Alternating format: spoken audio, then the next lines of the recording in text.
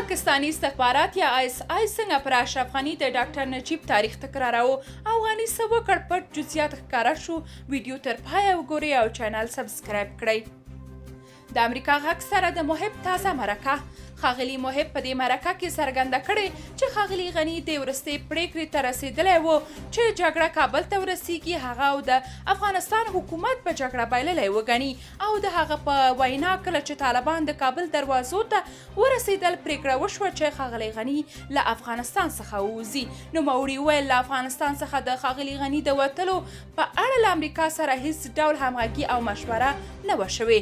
ښاغلي محب په دې مرکه کې چې په امریکا کې ثبته شوې امریکا غږ ته ویل چې د ښاغلي غني وتلو پریکړه د تیرو 3 کلونو د پیښو او جریاناتو له امله وه، نه دا چې پریکړه په وروستیو ورځو او یا هم وروستیو شیبو کې شوې وي. نوموړي وویل چې د ښاغلي غني وتل سل په سلو کې د افغانستان په ګټه دي.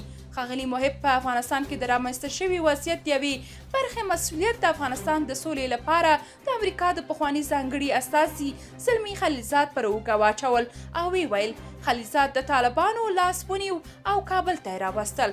خو له دې سره سره ښاغلي محب وویل ټول اړخونه د افغانستان د جمهوري نظام د سقوط مسؤلیت پر غاړه لري. له افغانستان څخه د ښاغلي غني د وتلو په اړه هم د محب وویل هم د افغانستان د حکومت چارواکو او هم د امریکا استخباراتو معلومات درلودل چې د پاکستان د استخباراتي ادارې ISI په لارښوونه طالبانو تصمیم درلود چې کابل ته د رسېدو وروسته جمهور رئیس غني اعدام کړي.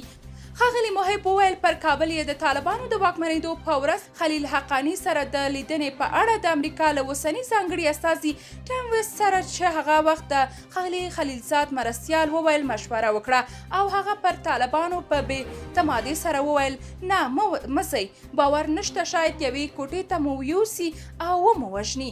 د افغانستان د ملي امنیت پخواني سلاکار د طالبانو لاسته د کابل لوېدو دقیقاً 3 ورځې مخکې حالات په اړه وویل. د افغانستان د ملي مصالحې عالي شورا پخواني مشر عبدالله په دوحه کې له طالب چارواکو سره تر ملاقات وروسته په کابل کې په امنیتي جلسه کې وویل چې له طالبانو سره په غونډو کې د نتیجې ته رسېدلی دی چې طالبان په سوله باور نه لري. حمدالله محب وویل د افغانستان د پخواني حکومت لومړی مرستیال امرالله صالح له سقوط یو ورځ مخکې له کابل څخه وتلی و، خو دا یې ونه ویل چې آیا د غني د وتلو په اړه له صالح سره مشوره شوې وه که نه. هغه ویل نه د افغانستان حکومت او نه هم متحده ایالاتونو دا وړاندوینه کړې وه چې افغانستان دومره ژر سقوط وکړي. د امریکا استخباراتو د افغانستان له سقوط څو اونۍ مخکې اټکل کړی و چې له افغانستان څخه په بشپړ ډول د امریکایي قواو له وتلو وروسته به افغانستان د 6 میاشتو په مودو کې د طالبانو لاسته سقوط وکړي. د افغانستان د ملي امنیت پخواني سلاکار په دې مرکه کې پر اشرف غني د سیاسي فعالیتونو د محدودیت په اړه راپورونه درواغ وبلل او ویل چې د متحده عربي اماراتو سیاست دا دی چې چاته د سیاسي فعالیت اجازه نه ورکوي.